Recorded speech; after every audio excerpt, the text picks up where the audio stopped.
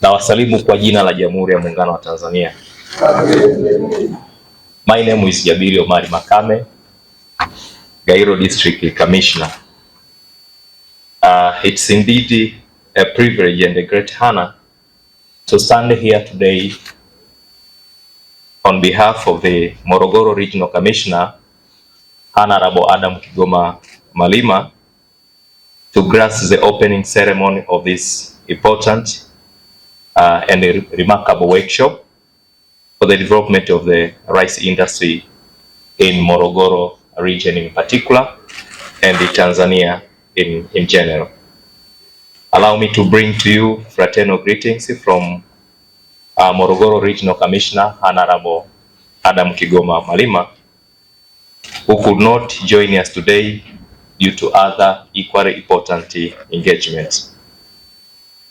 Thanks to the organizing committee to have chosen Morogoro region to host this very important workshop.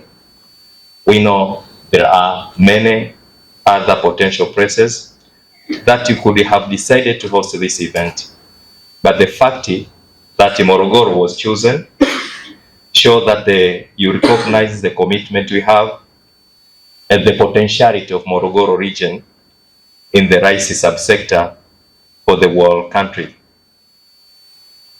Of course, you can agree with me that in Tanzania, agricultural sector accounts nearly to 29.7% of GDP, 65.5% of employment, 30% of export, and 65% of industrial raw materials. This is a fact that our ongoing efforts for poverty reduction cannot bear the desirable outcomes if agricultural sector is not well supported. This is the reason that we witness the political will, commitment of the fifth government and the visionary leadership of Her Excellency Dr. Samia Suluhu Hassan, the President of the United Republic of Tanzania, to transform agricultural sector. And of course, we have started to witness the impact of this effort. And this political will can be witnessed in even the increase of agricultural sector budget from 264 billion in 2021 to 1.24 trillion in this financial year. So coming to rice subsector,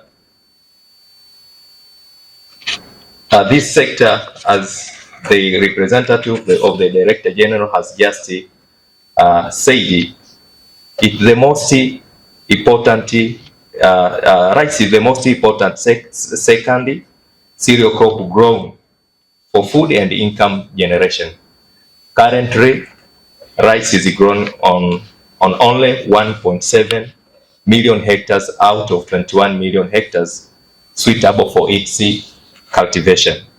Smallholder rice farmers account for 18% and 90% of farming households and the annual rice planted area in the country respectively, with plot ranging in size from 0.5 to 3 hectares of land per household. Dear participants, at the national scale, rice productivity stands at 3.3 tons per hectare, the level which is below the potential yield of improved varieties, which produces up to 80.5 tons per hectare under good agronomic practices.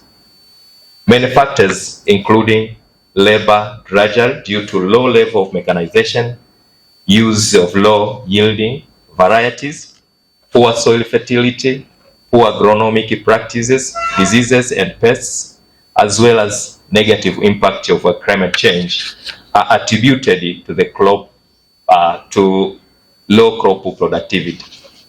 Dear participants, I understand that the mechanization is expected to contribute to agricultural development by facilitating the expansion of cultivated area and by enhancing the performance of high-yielding improved varieties and the chemical inputs.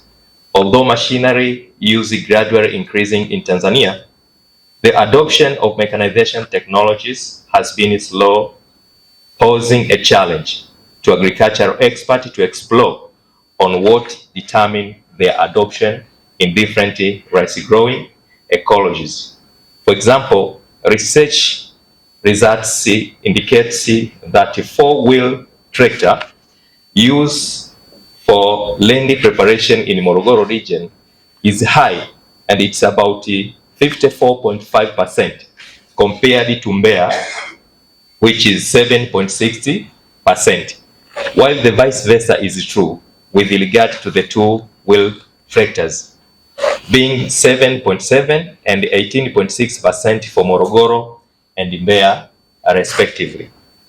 That's why this training workshop aims at strengthening the institutional capacity for both public and the private sector on sustainable rice mechanization and the sustainable mechanization hire service as a strategy for fostering increased use of the rice mechanization technologies along the rice value chain.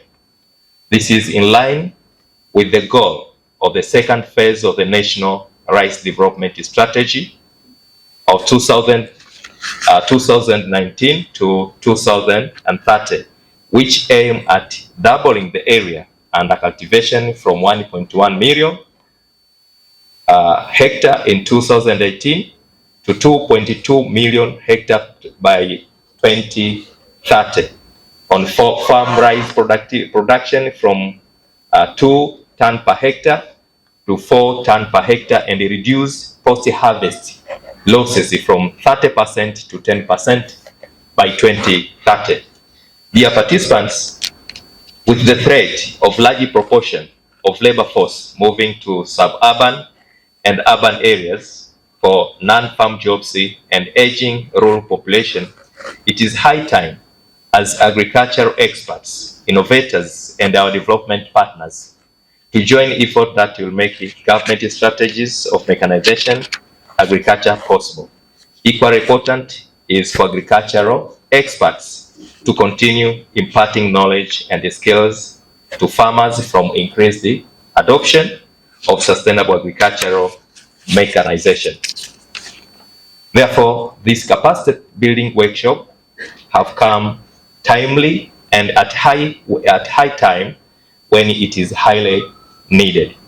I argue the participants to make sure of the expertise and learn as much as possible so that you can share the knowledge gained for the benefit of the farmers and other value chain actors.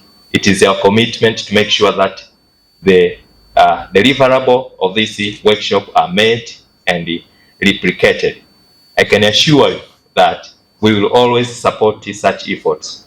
This is the position of the government under the leadership of the President of the United Republic of Tanzania, Her Excellency Dr. Samia Suluhu Hassan.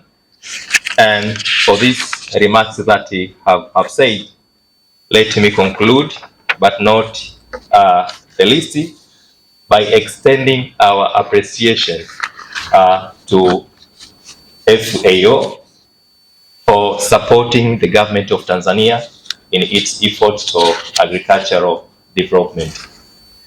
Thank you very much, and may God bless you in this workshop. And now I declare this workshop official open. Karibuni sana Tanzania.